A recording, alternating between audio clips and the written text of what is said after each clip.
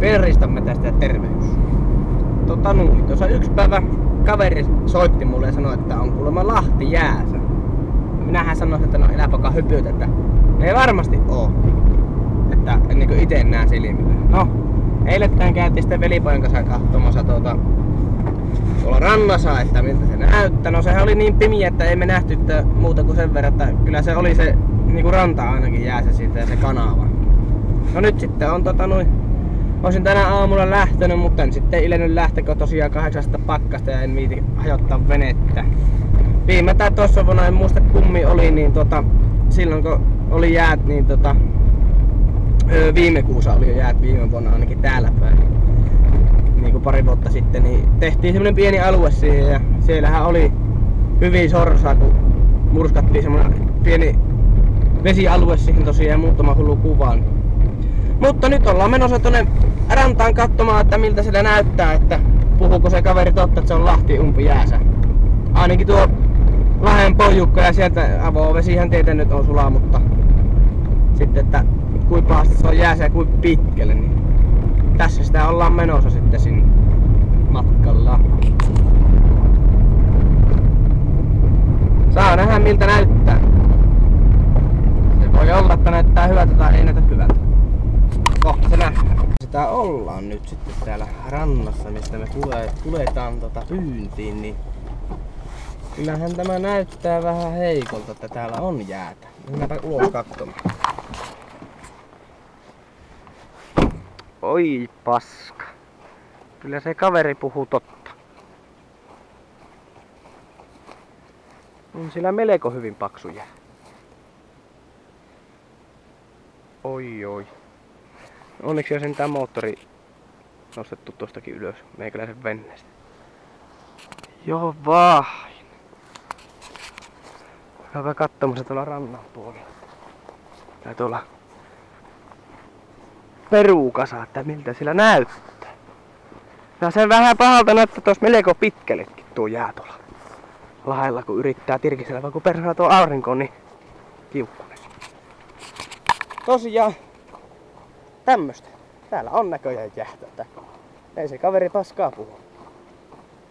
Oi voi. No, onhan niitä teitä metsästysmahdollisuuksia muitakin tälle sorsalle, että eihän se ole kynnykki pellolle koittaa pyyntiin tai jotakin muuta vastaavaa, mutta hyvin pahalta näyttää, kattokaa. On pitkälle asti jäässä. Ei sulla näe. Ei.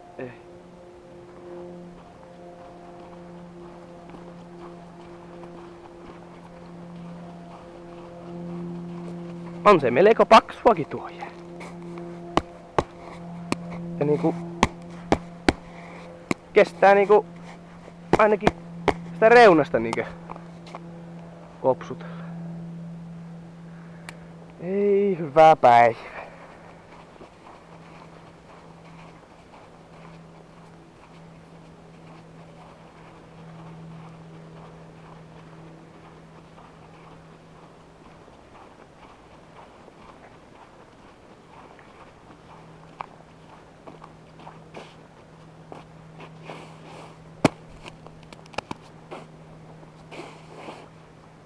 Tässä on jo melko paksu tuo jäätä.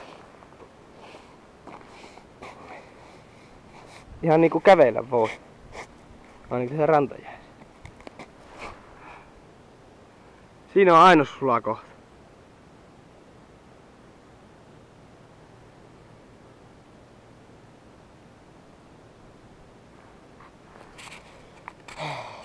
Tämmöstä täällä. Pakkasta on tällä hetkellä tosiaan mitä lähtistä kotua, niin joku 5 astetta. 6 astetta. Toivotaan vaan, että se käyttää siellä plussan puolella tai ryskäisi nämä jäärikki. No mutta sehän on tietysti sen hyvä merkki, että kohta pääsee pilille. Mutta minä jatkan tässä ihmettelyä. Palataan asti. Morjes. Elikkä se oli sitten tuommoinen, että ei ole lähelle asiaa.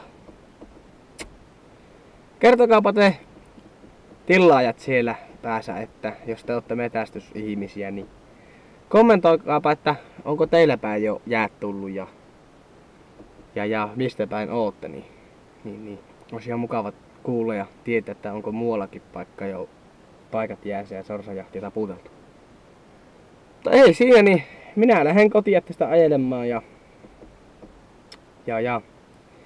vähän editoimaan tätä videota ja vähän leikkailemaan, että ei ole niin turhan pitkä. Niin ei teitä ärsytä sitten kattua tätä niin pitkänä. Niin. Ei siinä, pienristän metsästä ja kiittää ja kuittaa ja yrittää ruveta miettiä seuraavia metäisyysmuotoja, että mille sitä rupeaa se ryhtyy. Mutta ei siinä. Se on moro.